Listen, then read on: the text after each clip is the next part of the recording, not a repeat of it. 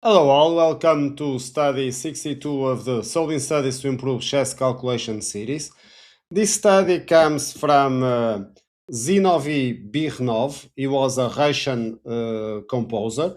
He was born in Archangelsk, but he lived most of his time at that time Stalingrad, now Volgograd, and he worked as a builder of works. So basically, he built buildings and chess compositions. He started with making mate in two and mate in three plays, but then he also made some interesting studies, about 150, that especially this one, I find it very interesting.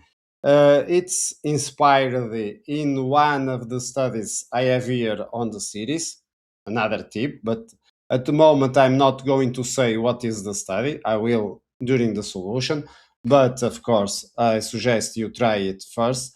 If you haven't watched the guide, so you are better prepared for the practice, and I see you again with the solution after the countdown, as always.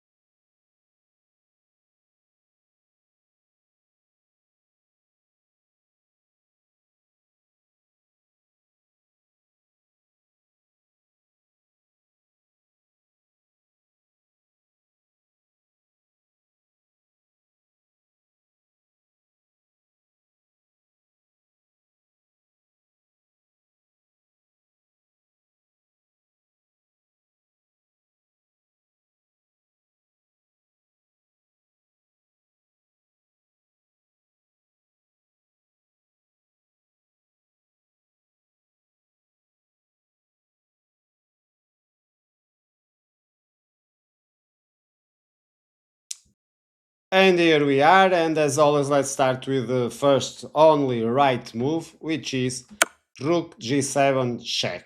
Okay, let's see what is going on the position.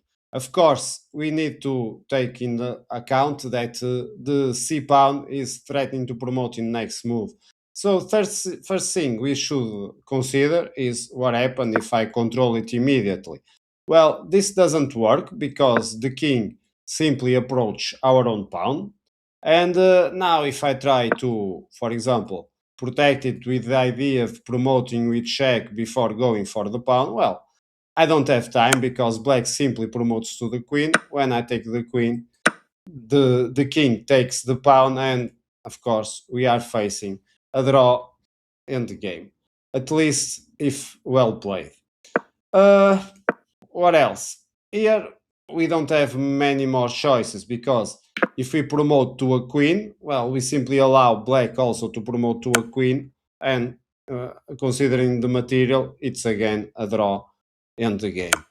So basically, we need to go to a check, and that's why rook g7 comes to mind.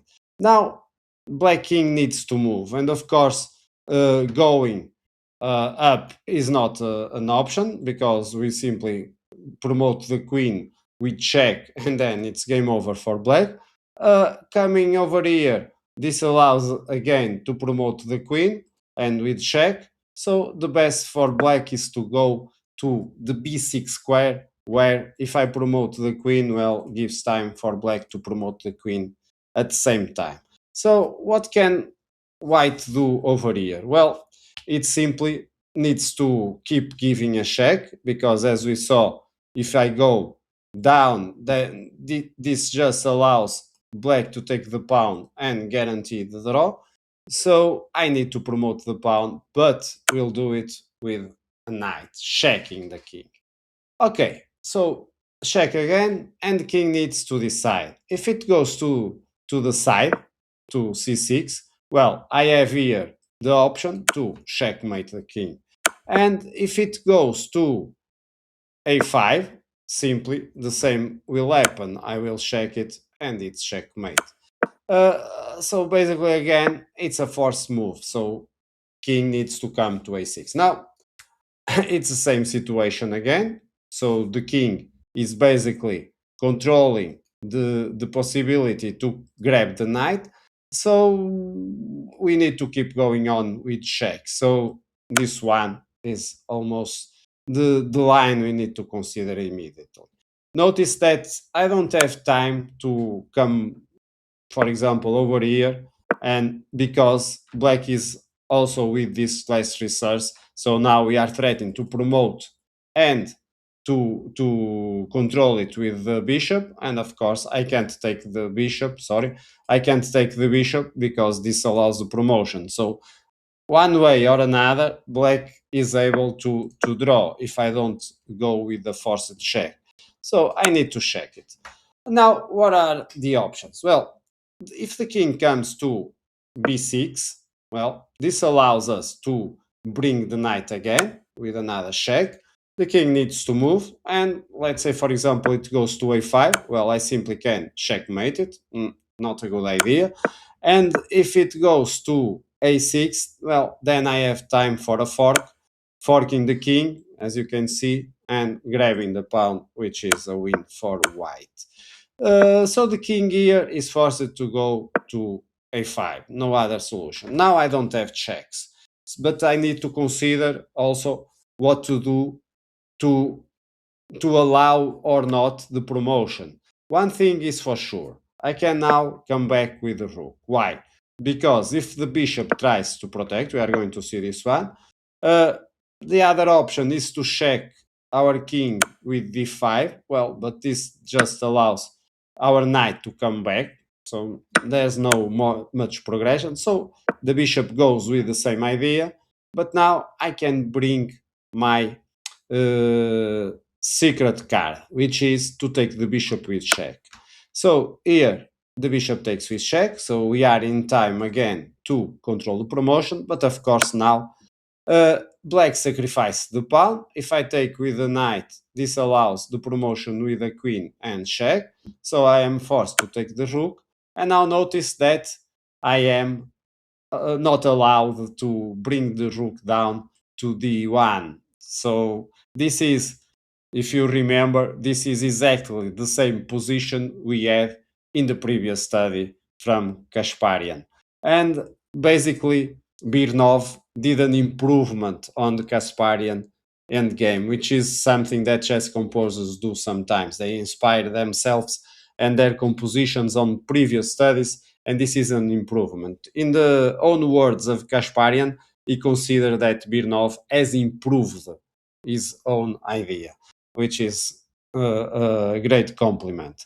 So here we are simply facing the same situation. If you have done the study 61, you are going to be comfortable from here. So we simply, if the king goes up, we check it, and when the king takes the knight, check, then remove, and we are now controlling the pawn. So this is the easiest one. The other one is if the king goes down. Now I need to bring my knight, and if the queen promotes with check, then I block it with a knight. If the queen doesn't take the knight, then the king needs to move. So, and I will be able to checkmate it. So my suggestion, if you haven't solved the 61 study, the number 61, I suggest you do it now, because you'll find it interesting to find this similar solution on that one. Hope you have enjoyed this one, and again, as always, I see you in future ones. Bye bye.